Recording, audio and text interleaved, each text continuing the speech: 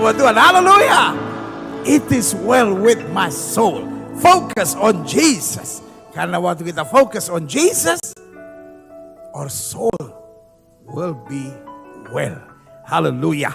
Buka kitab kita sama-sama. Dan dalam ibadah yang saya sebut malam Getsemani ini, saudara-saudara, saya mau berbagi tentang satu topik dan saya memberi judulnya Focus on Jesus. Artinya gini, kalau kita fokus on Jesus, maka akan menuntun kita memahami kemuliaan Allah.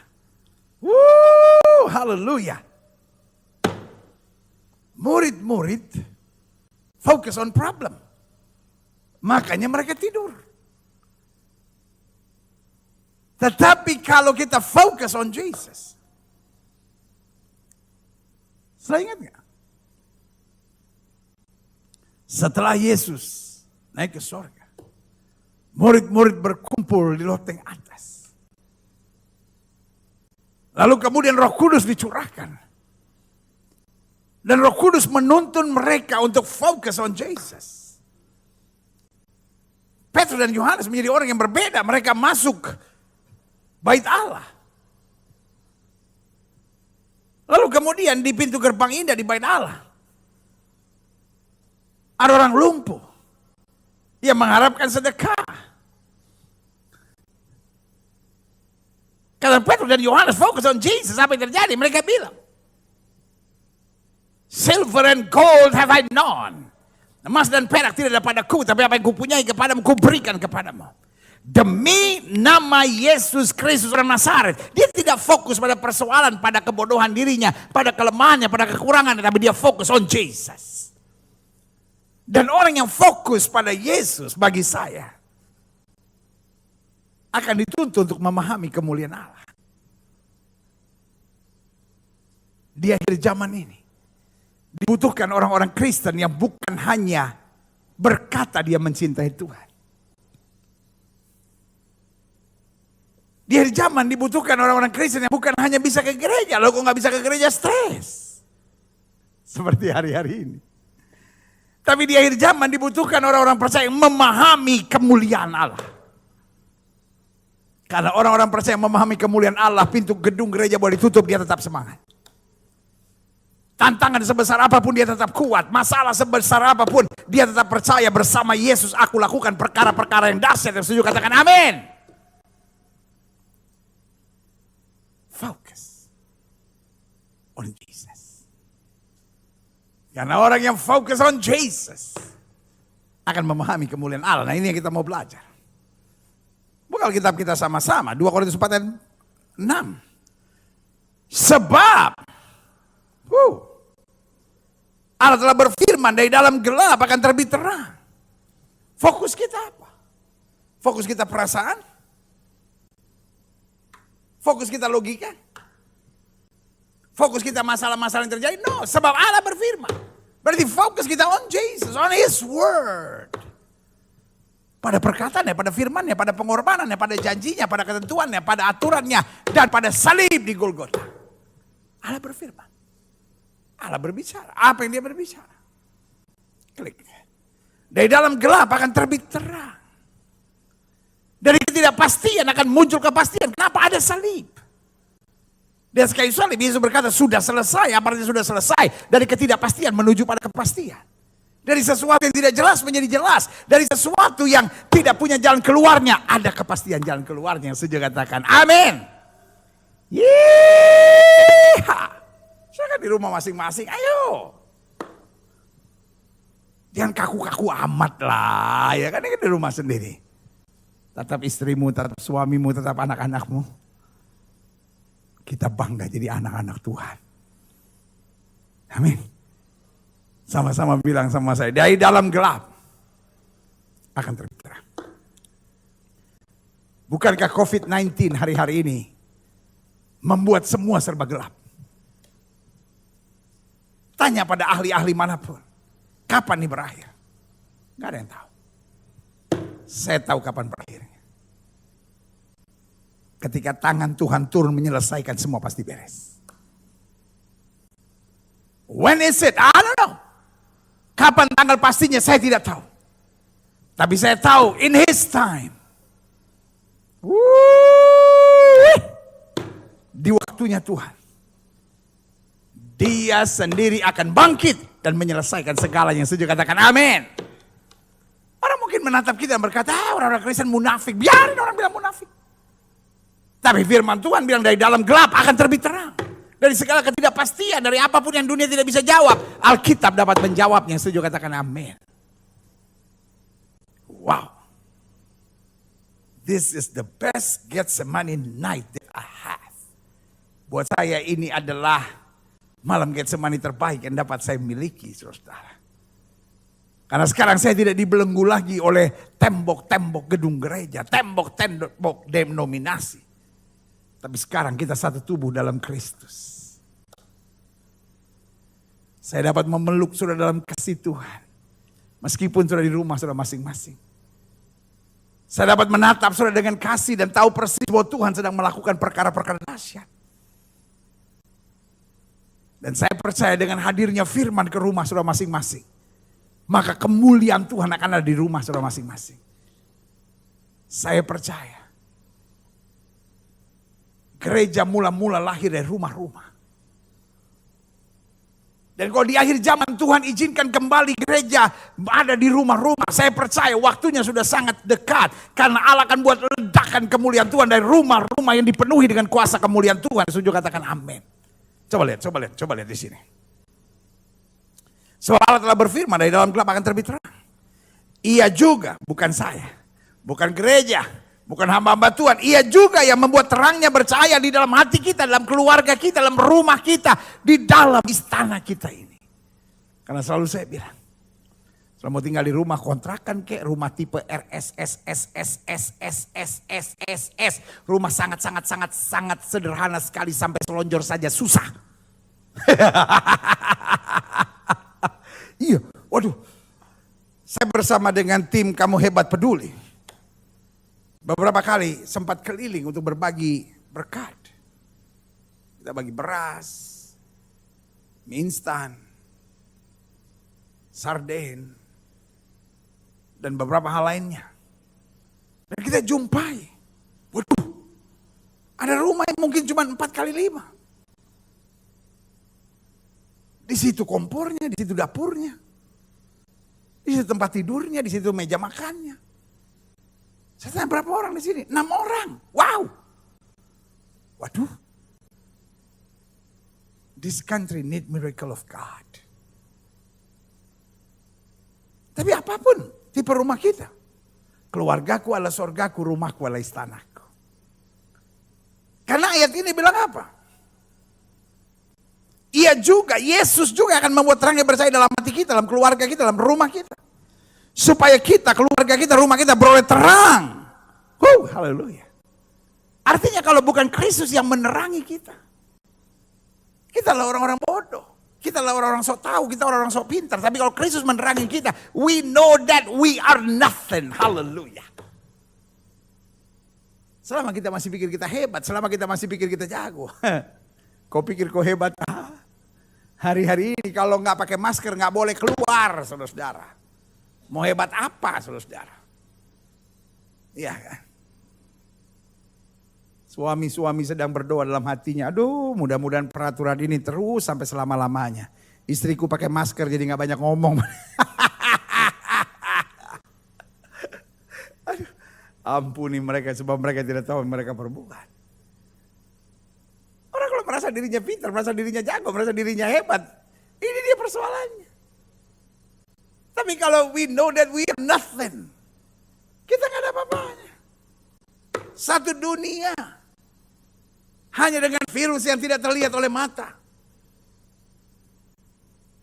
bisa kacau balau hari-hari ini. Sendi-sendinya semua rontok rusak, sudah perekonomiannya, lalu kemasyarakatannya, social distancing, orang nggak boleh salaman lagi. Dan bukan hanya itu, rumah-rumah dosa tutup, tempat judi tutup, pelacuran tutup, nggak ada yang berani. Mau ganggu perempuan gak benar, tiba-tiba haji, selesai, saudara, kabur. Selesai, saudara. Mau bikin apa sekarang? Gak ada orang jago sekarang ini. Saya bayangin, kalau virus-virus bikin raker gitu. Mereka tertawa geli. Apalagi kalau virus-virusnya ini dari, apa itu namanya, sanger. Virus-virus ngomong. Manusia. Besar-besar dorang. Dan kita yang cuma kacili-kacili begini. So takut setengah mati. Nah itu. Gak ada yang jago hari-hari ini. Iya yang dapat memberi terang. Iya yang dapat memberi pengharapan. Artinya di hari-hari ini berlaku firman Tuhan. Umat yang mengenal Allah akan tetap kuat dan bertindak. Karena dikatakan jelas ayat ini bilang di malam Getsemani kita ingat ini. Ia yang membuat terangnya bercahaya dalam hati kita supaya kita beroleh terang dari pengetahuan tentang kemuliaan Allah yang nampak pada wajah Kristus, terang. Jadi kalau kita fokus on Jesus, kita akan mengalami kemuliaan Allah. Murid-murid fokus pada kemampuan. Mulai lemparkan jalan mereka dan it's nothing.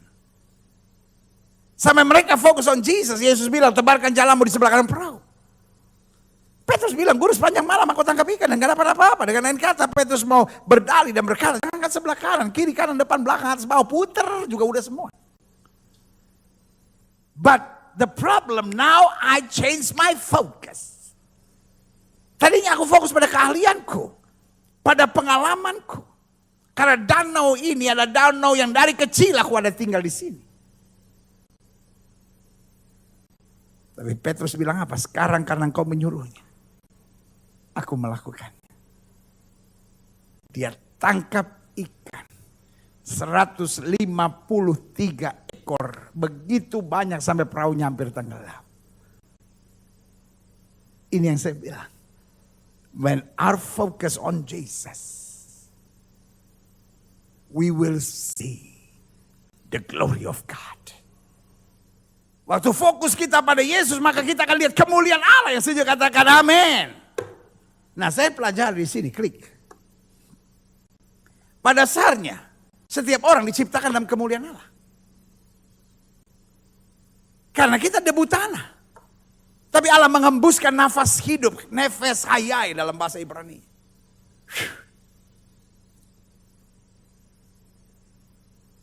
Makanya kita dipanggil untuk berjalan dalam kemuliaan Allah. Kenapa kita dipanggil untuk hidup dalam kemuliaan Allah? Karena Tuhan memberikan rohnya di dalam hidup kita. Dan roh itulah yang akan menuntun kita dalam kemuliaan Allah. Karena selalu saya bilang, jangan pernah merasa oh saya lemah, saya bukan siapa-siapa, saya manusia biasa. Oh betul kita manusia biasa, tapi manusia biasa yang dipenuhi dengan roh Allah. Kita manusia biasa, tapi yang dijaga oleh pasukan malaikat Tuhan di surga. Kita betul manusia biasa, tapi Roh Kudus sudah turun atas hidup kita. Dan kita akan hidup dengan kuasa yang saya katakan amin. Amin. Karena itu kesimpulan saya jelas. Pada dasarnya setiap orang diciptakan dalam kemuliaan Allah. Klik. Apa artinya manusia diciptakan dalam kemuliaan Allah? Apa tujuannya? Agar manusia dapat berkomunikasi dengan Allah. Makanya ketika murid-murid bertanya, guru, apa yang harus kami doakan? Yesus bilang kalau kamu berdoa, berdoa demikian. Bapa kami yang di sorga. Ada hubungan agar ada komunikasi. Doa bukan cuma minta sama Tuhan. Tapi doa berkomunikasi kepada Tuhan. Kita tanya sama Tuhan apa yang Tuhan mau. Kita minta sama Tuhan apa yang Tuhan mau tuntun kita. Kita minta hikmat, pengetahuan, kebijaksanaan dari Tuhan. Makanya Alkitab bilang, jika kamu tinggal dalam aku dan firmanku tinggal dalam kamu, minta apa saja yang sudah katakan yeah. Minta apa saja aku akan memberikan kepadamu. Karena yang Tuhan inginkan adalah komunikasi. Yang kedua, pada dasarnya setiap orang diciptakan dalam kemuliaan Allah agar manusia nyaman dengan hal-hal surgawi. Ada banyak orang berjam-jam di layar game semangat. Tapi 1 jam menantikan ibadah online seperti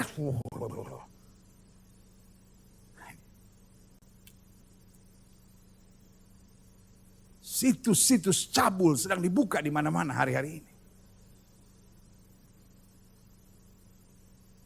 Karena banyak orang tertarik pada hal daging dan duniawi. Malam Getsemani adalah malam untuk kita mengingat. Roh memang penurut tapi daging lemah. Berarti kita punya keputusan. Saya mau hidup dalam daging atau saya mau hidup dalam tuntunan roh. Tuhan menciptakan kita dalam kemuliaan. Agar kita senantiasa nyaman. Agar kita senantiasa merasa asik dengan hal rohani. Kalau baca Alkitab sudah gak asik buat kita.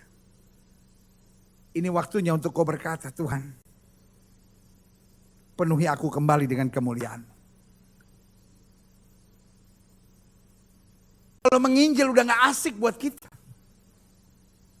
Tapi kita semangatnya cuma cari kesalahan orang, kritik orang, lihat kekurangan mertua, lihat kekurangan istri, lihat kekurangan suami, lihat kekurangan gereja, lihat kekurangan hamba Tuhan, lihat kekurangan. Saudara yang kasih dalam Tuhan, ini yang saya bilang. Hidupmu dipenuhi dengan kedagingan, saudara. Yesus juga kritik orang Farisi, betul.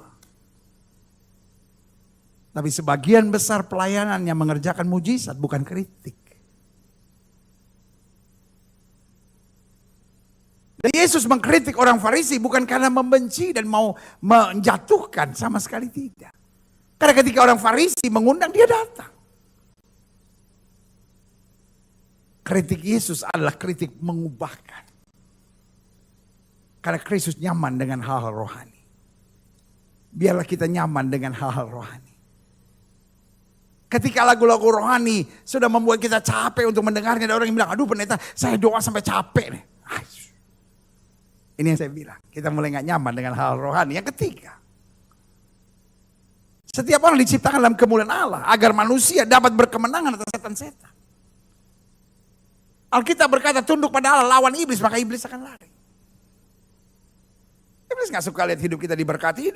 Iblis gak suka lihat kita pintu-pintu gedung gereja ditutup. Lalu kita masih beribadah seperti ini. Iblis gak suka. Apalagi merayakan Jumat Agung. Iblis kalah. Karena kita tetap merayakan Yesus yang mati dan bangkit. Dan saja katakan yeah. Woo, haleluya. Iblis mungkin berpikir. Dengan gedung-gedung gereja ditutup, kita gak bisa adakan perjamuan suci. Besok kita tetap mengadakan perjamuan suci. Dari mimbar ini, saya mengajak saudara mempersiapkan roti. Dan mempersiapkan grape juice. Atau sirup anggur. Atau buah anggur saudara peras, lalu saudara tambahin air. Apa saja, pokoknya bernuansa anggur. Kalaupun gak ada, minimal minuman yang berwarna merah. Untuk menggambarkan darah Yesus. Ada yang bilang, boleh gak teh manis pendeta? Jangan. Karena nanti saudara juga ambil jus alpukat, saudara ambil kopi. Lalu tanya lagi, kopi tarik boleh gak? Kopi tarik boleh gak? Darah Yesus, saudara-saudara. Kau pikir kau mau sarapan kah? Jadi saudaraku yang kasih dalam Tuhan. Iblis pikir dengan pintu-pintu gedung gereja tertutup. Persis pada pekan Paskah, maka kita tidak akan menerima perjamuan suci. Iblis keliru. Karena Allah kita Yahweh Shammah. Allah yang hadir. Allah yang mengerti. Allah yang menuntun. Dan Allah yang memberi kuasa buat kita untuk menghancurkan setan-setan. Malam Getsemani. Ada malam untuk kita mengambil keputusan. Maukah kita dipermainkan setan atau kita tolak setan. Lawan iblis, maka iblis akan lari. Yang keempat. Pada dasarnya setiap orang diciptakan dalam kemuliaan Allah. Agar manusia dapat tetap tekun dan setia.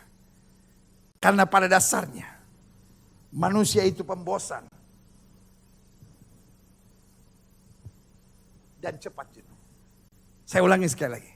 Pada dasarnya manusia pembosan dan cepat jenuh. Contoh. Semua orang di rumah sakit. Apa doanya? Apa pertanyaannya? Dok, kapan saya bisa pulang? Semua orang yang di penjara. Kalender dicoret-coret. Apa pertanyaannya? Kapan saya pulang? Nah sekarang kita udah di rumah. Masih juga bosan, masih juga. Waduh, saya ingat benar. 2020 ada jokes waktu baru mulai tahun 2020. Gue jual kalender nih, tapi maaf lebih mahal dari yang lain. Karena tanggal merahnya lebih banyak. Kita semua, oh iya gue mau tanggal merahnya banyak. Nah ini sekarang tanggal merah semua saudara-saudara. Udah 1 bulan tanggal merah semua. Tapi manusia pada dasarnya udah jenuh, udah bosan, udah putus asa. Iya kan? Tetapi saudara yang kasih dalam Tuhan. Orang yang mengalami kemuliaan Allah. Dia akan tekun dan setia. Daud tekun dan setia. Yusuf tekun dan setia. Maria pribadi yang tekun dan setia. Karena itu kalau kita mengalami kemuliaan Allah. Apapun yang terjadi kita bukan orang yang jenuh, bosan, gampang berontak. Tapi kita jadi orang yang tetap tekun dan setia. Setuju katakan yeah. Selanjutnya saya pelajari. Namun dosa membuat manusia kehilangan kemuliaan Allah. Coba lihat bandingkan. Roma 3:23. Karena semua orang telah berbuat dosa dan telah kehilangan kemuliaan Allah. Klik. Adapun hal yang penting adalah memiliki pengetahuan tentang kemuliaan Allah. Klik. Taman Getsemani adalah pembuktian. Kristus memiliki pengetahuan tentang kemuliaan Allah. Karena dengan bangga dia berkata, biar bukan kehendakku yang jadi, melainkan kehendakmu yang terjadi. Klik, aha. Adapun seorang yang memiliki pengetahuan tentang pengetahuan, adapun seorang yang memiliki tentang pengetahuan kemuliaan Allah, yang pertama, tidak mudah disesatkan dan diombang-ambingkan. Tidak mudah disesatkan, tidak mudah diombang-ambingkan. Aku tahu kepada siapa aku percaya, aku yakin dia berkuasa. Kenapa murid-murid tertidur? Karena belum mengalami kemuliaan Allah. Mereka kecewa. Kenapa kok suasana jadi mencekam seperti banyak orang? Mana Yesus yang katanya sumber segala mujizat? Mana Yesus yang katanya bisa menyembuhkan? Mana Yesus yang katanya bisa menghentikan badai? Mana Yesus yang pernah menghardik badai gelombang topan di Danau Galilea? Kenapa sekarang tidak menghardik badai virus COVID-19 ini? Dalam nama Yesus saya mau ingatkan buat saudara. Kalau Yesus mau bisa. Tapi ingat. Kalimat saudara jangan seperti setan di Yeriko yang bertanya kepada Yesus. Jika engkau anak Allah, roboh batu ini menjadi roti. Yesus gak bisa didesak dengan omongan-omongan kosong saudara itu. Kenapa murid-murid tertidur? Karena mereka sedang kecewa. Kok sekarang kami harus sembunyi di sini? Kok kami sekarang harus ketakutan di sini? Kok suasana begitu mencekam sekarang buat kami di sini? Mereka tertidur karena mereka pikir, kok kayak gak ada mujizat. Makanya waktu Yesus ditangkap, Petrus ambil kekuatan sendiri, dia cabut pedang, dia belah, dia pikir kena terbelah di sini, nggak taunya cuma kuping. Yesus nggak bilang Petrus mantap, tapi lain kali tengah, jangan kau kena kuping. Itu. Orang-orang kecewa akhirnya mengambil jalan-jalan daging. Ya kan, sekarang banyak orang ditertawakan kan, mana mujizat, mana kata Tuhan Yesus yang bisa menghantam, yang bisa menghardik gelombang badai 2000 tahun yang lalu. Sekarang kemana? Tenang aja. Kita tahu suara-suara seperti itu, setan udah ngomong 2000 tahun yang lalu di Yeriko. Waktu menertawakan Yesus dan berkata, jika engkau anak Allah, roboh batu menjadi roti. Yesus tidak perlu diragukan kuasanya meskipun dia tidak merubah batu menjadi roti. Dia tetap Tuhan yang dahsyat dan luar biasa. Dia berkata manusia bukan hidup dari roti saja, tapi dari setiap firman yang keluar dari mulutnya Allah. Haleluya. Yeah. Roh yang sama kemudian masuk serdadu-serdadu Romawi. Jika engkau anak Allah, turun dari salib itu. Selamatkan dirimu, buktikan bahwa engkau anak Allah.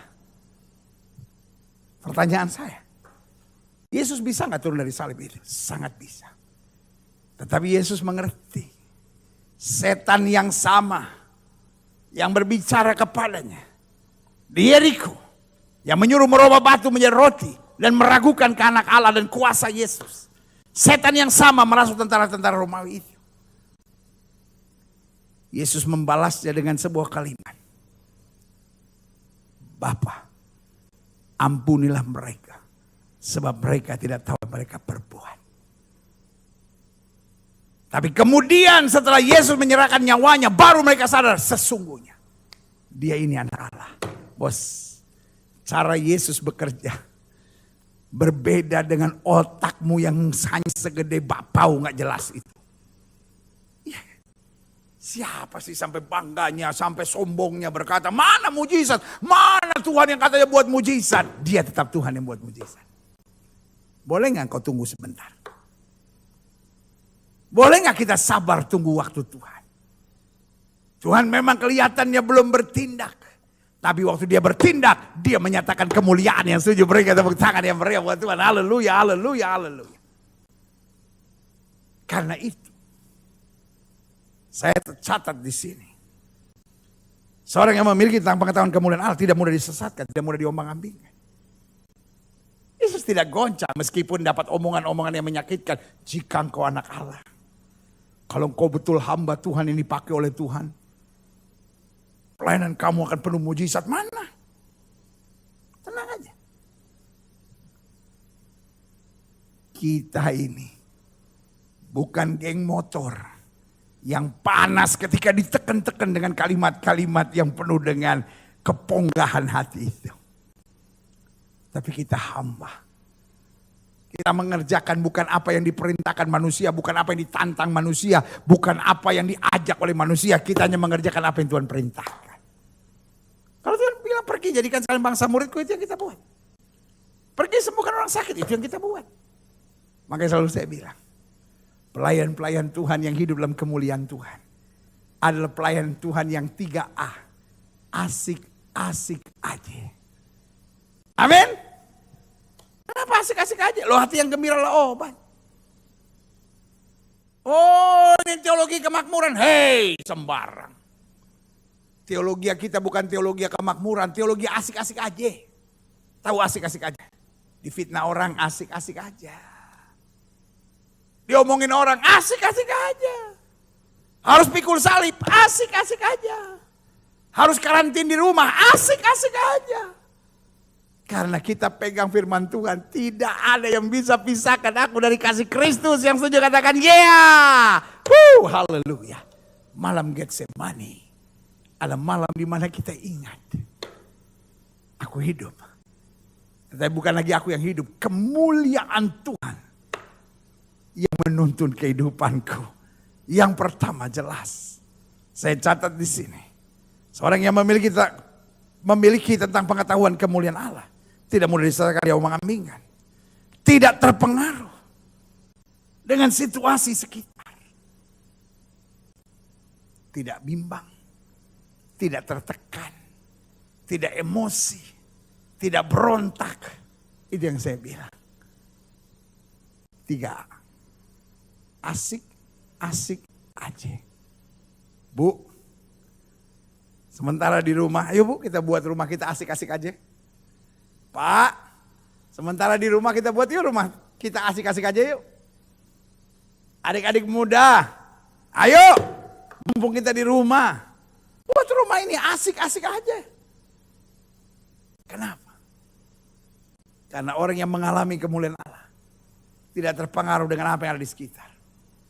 Situasi boleh bergejolak, situasi boleh tak pasti, tapi dari dalam gelap akan terbit terang. Tuhan akan menyatakan kemuliaan. Yang ketiga, saya pelajari, seorang yang memiliki tentang pengetahuan kemuliaan Allah tetap berani maju meskipun seberat apapun. Kita bukan orang-orang cengeng. Kita bukan orang-orang takut. Bayangkan di Taman Getsemani, murid-muridnya tertidur. Yesus bangunkan. Lalu Yesus maju sepelemparan batu, tidur lagi. Tapi terakhir Yesus membangunkan mereka dan berkata, bangunlah. Yang menyerahkan aku sudah dekat. Itu yang saya beri nama kemuliaan Allah. Dia tidak coba sembunyi. Dia tidak coba ikut tidur. Dia tidak coba menangis kecewa dan berkata, kenapa semua meninggalkan aku di saat-saat yang penting ini? No. Dia bangunkan. Dia berkata, folks, are you ready? We will face the problem. Saudara. Kenapa Daniel siap masuk ke gua singa? Karena orang yang mengalami pengalaman kemuliaan Tuhan tidak akan mundur selangkah pun untuk apapun yang terjadi. Kita tetap maju. Virus COVID ini atau COVID-19 ini untuk sementara boleh kelihatannya mengacaukan segala sesuatu. Untuk sementara kita kelihatannya diam dulu. Sabbatical time dulu. Laissez-faire, duduk berdiam diri dulu. Tapi itu tidak berarti kita diam dan takut. Tapi kita diam, mempersiapkan hari depan yang penuh harapan bersama Yesus. Gereja-gereja di saat-saat diam ini, ayo susun program yang baik. Hamba-hamba Tuhan, di saat-saat diam seperti ini, ayo kontemplasi hidup. Lalu mulai siapkan apa ke depan yang Tuhan mau tetapkan dalam hidup saya. Setiap adik-adik muda, setiap rumah tangga, jangan stop sampai di sini. Lalu nanti setelah COVID-19 ini berakhir kita bingung, aduh saya mesti ngapain ya. COVID-19 ini pasti akan berakhir. Persiapkan diri kita. Buat saya, will be a bigger challenge in front of us.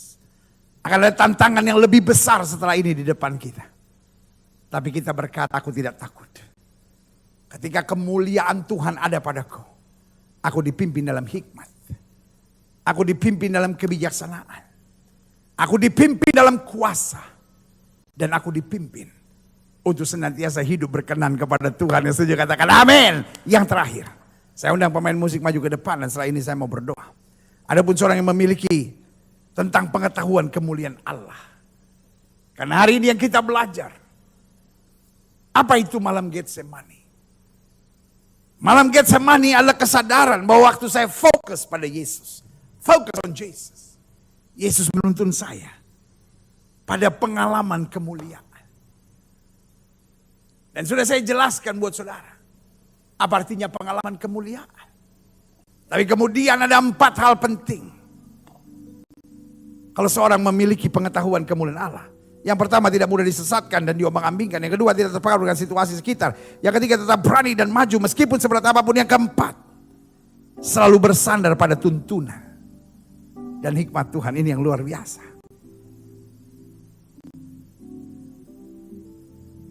Orang-orang yang hari-hari ini dituntun oleh hikmatnya sendiri akan jatuh. Pada kepintarannya sendiri, pada pengalamannya sendiri akan terpeleset.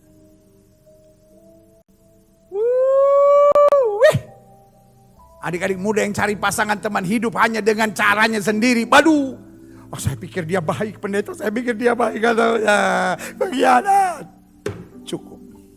Cukup. Sebagai hamba Tuhan. Sebagai gembala jemaat saya ingatkan saudara, sudah cukup.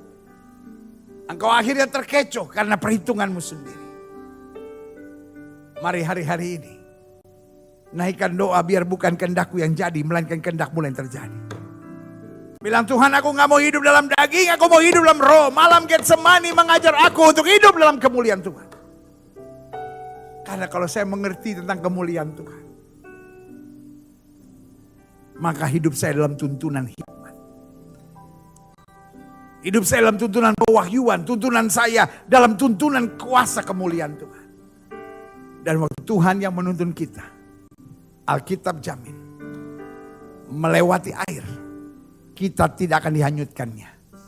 Melalui api, kita tidak dihanguskannya. Selamat merayakan malam Getsemani. Kiranya pengalaman Getsemani Menuntun kita pada fokus on Jesus. Dan karena kita fokus on Jesus, kita mengalami kemuliaan Tuhan. Tutup mata kita. Di rumah kita masing-masing. Kita datang pada Tuhan. Karena salib-Mu, haleluya.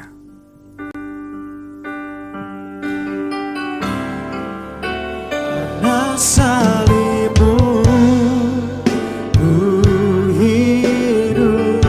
Amin. Karena salib-Mu Ku menang. Engkau yang berkuasa. Engkau yang berkuasa.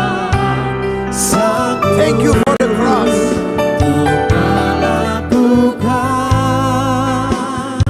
Mujizat-Mu karena salib-Mu.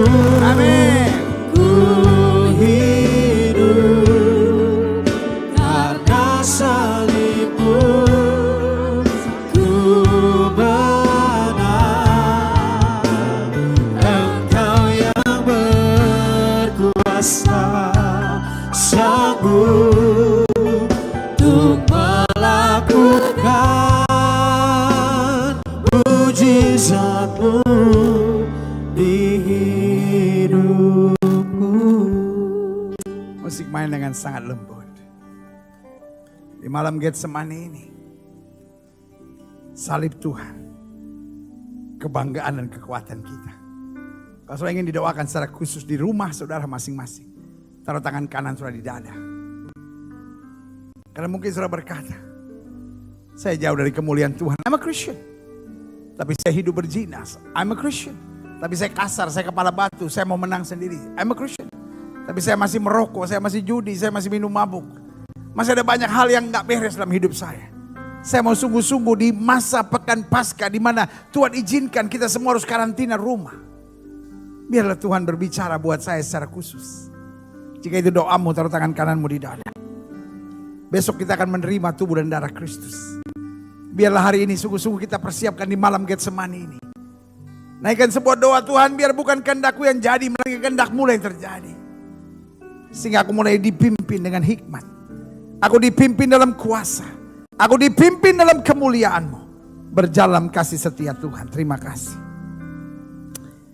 Jika itu doamu, taruh tangan kananmu di dada. Setiap saudara yang ingin didoakan, yang taruh tangan kanan saudara di dada. Kita berdoa di rumah saudara masing-masing. Bapa dalam nama Yesus. Hari ini kami sudah dengar firman. Firman yang luar biasa tentang doa. Tetapi sekaligus tentang kemuliaan Allah. Itu sebabnya hari ini hamba berdoa di dalam nama Yesus. Mereka yang taruh tangan kanannya di dada, dijamah Tuhan hari ini. Diubahkan sehingga kami jadi orang-orang yang suka berdoa. Kami jadi orang-orang yang hidup dalam kemuliaan Tuhan. Dipimpin oleh hikmat dan tuntunan Roh Kudus senantiasa. Terima kasih Bapak, terima kasih Bapak, terima kasih.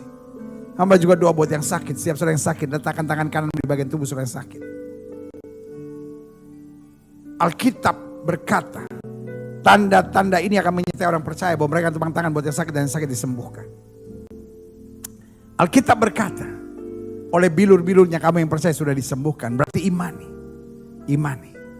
Letakkan tangan kananmu di bagian tubuh yang sakit. Bapa, firman-Mu berkata orang percaya akan tepang tangan buat yang sakit dan yang sakit akan disembuhkan dengan iman. Kami letakkan tangan kanan kami pada bagian tubuh kami yang sakit. Kami tolak sakit penyakit, kami tolak kelemahan tubuh, kami tolak campur tangan kegelapan. Kami patahkan kuasanya di dalam nama Yesus. Hai setan sakit penyakit, kau tidak punya kuasa atas tubuh orang percaya. Karena tubuh kami telah dibeli harga mahal itu darah Yesus. Oleh darah yang tercurah, tubuh kami adalah bait Roh Kudus, bukan tempat penyakit. Kami perintahkan sekarang keluar dalam nama Yesus. Kuasa kesembuhan, berkat, mujizat mulai terjadi. Karena kami percaya Yesus kami tidak berubah dulu kemarin hari ini dan sampai selama-lamanya. Dengan iman kami nyatakan oleh bilur-bilur Kristus kami yang percaya sudah dijamah dan disembuhkan Tuhan dengan kuasa-Mu yang luar biasa. Haleluya. Terima kasih Bapak, terima kasih. Di malam Getsemani ini kami berdoa keluarga-keluarga dipulihkan. Iman kami dibangkitkan. Biarlah kami mengerti. Roh memang penurut tapi daging lemah. Kadang-kala kami menjadi Kristen yang bertindak secara daging, hanya mikirkan keuntungan daging. Tapi mulai hari ini kami belajar berdoa, belajar berserah, belajar mempersiapkan hal-hal dahsyat dalam hidup kami. Terima kasih Bapak, terima kasih. Terima kasih. Sehingga setiap kami punya visi yang jelas. bahwa keluargaku adalah sorgaku dan rumahku adalah istana. Sehingga mulai hari ini kami dapat melihat penyertaan Tuhan, kasih Tuhan, pembelaan Tuhan, tuntunan Tuhan selalu sempurna dalam hidup kami, dalam keluarga kami, dalam rumah tangga kami. Karena kami pegang firman Tuhan, anak cucu orang benar akan perkasa di muka bumi. Aku dan sisi keluargaku, kami beribadah kepada Tuhan. Besok kami akan menerima tubuh dan darah Kristus, ya Roh Kudus tuntun kami. Supaya kami senantiasa memberikan yang terbaik. Terima kasih. Terima kasih. Terima kasih. Terima kasih. Hamba juga doa buat bangsa negara Indonesia, selamatkan ya Allah. Hamba berdoa buat umat mayoritas di bangsa ini, terangi, tuntun, bawa pada keselamatanmu dan damai sejahteramu. Gereja-gereja di mana-mana tempat Tuhan bela, nyatakan kemuliaanmu. Gerejamu yang tetap mengabarkan Injil melalui tayangan-tayangan media hari-hari ini, Tuhan berkati dan menjangkau jiwa-jiwa sehingga tembok-tembok gereja boleh runtuh, tetapi kemuliaan Tuhan boleh tetap tegak dan kerajaan Allah tetap ditegakkan di muka bumi. Terima kasih Bapa. Situasi COVID-19 hari-hari ini, sebagai gereja Tuhan kami bersatu berdoa di dalam nama Yesus. Kami hardik COVID-19 di dalam nama Yesus keluar. Kami mohonkan tangan Yesus yang berlubang paku turun menghentikan badai ini. Karena kami percaya badai ini bisa berhenti ketika tangan Tuhan turun. Dan kami berdoa ya Tuhan, turunkan tangan-Mu. Nyatakan mujizat-Mu. Bapak Presiden, Wakil Presiden, Menteri Kesehatan, Menteri Dalam Negeri, Ketua BNPT, Kapolri, Panglima TNI, kami doakan dalam nama Yesus beri hikmat akal budi. Bahkan gubernur, bupati, wali kota, Tuhan beri hikmat akal budi, takut akan Tuhan dan bimbingan dari Tuhan, hikmat dari sorga. Sehingga hal-hal yang baik boleh terjadi. Kami berdoa hari-hari ini, penambahan berkurang, kami doakan supaya yang mati berkurang, kami doakan yang sembuh semakin bertambah. Bekerjalah ya Roh Kudus. Kami tidak mundur, kami tetap bersatu hati. Kami tetap mengadakan ibadah-ibadah untuk doa bersama, doa bersama. Betul kami tidak bisa kumpul untuk berdoa bagi yang sakit, tapi kami berdoa melalui tayangan ini dalam nama Yesus, disembuhkan. Bahkan kalaupun mereka terkena COVID-19, sembuhkan mereka. Karena kadang-kala bukan tangan pendeta yang mereka butuhkan, tapi tangan Yesus yang berlubang paku, yang menjamah sempurna. Tugas kami hanya berdoa, tugas kami hanya berdoa, tugas kami hanya mengingatkan jemaat bahwa mujizat masih terjadi. Dan tugas Tuhan untuk menyatakan sesuai dengan kehendak dan kemauan-Mu. Terima kasih Bapa. Terima kasih. Di dalam nama Yesus kami berdoa, sama-sama kita katakan amin. Haleluya, haleluya, haleluya. Indah dalam hadirat Tuhan, saudara-saudara di malam Getsemani ini. Dan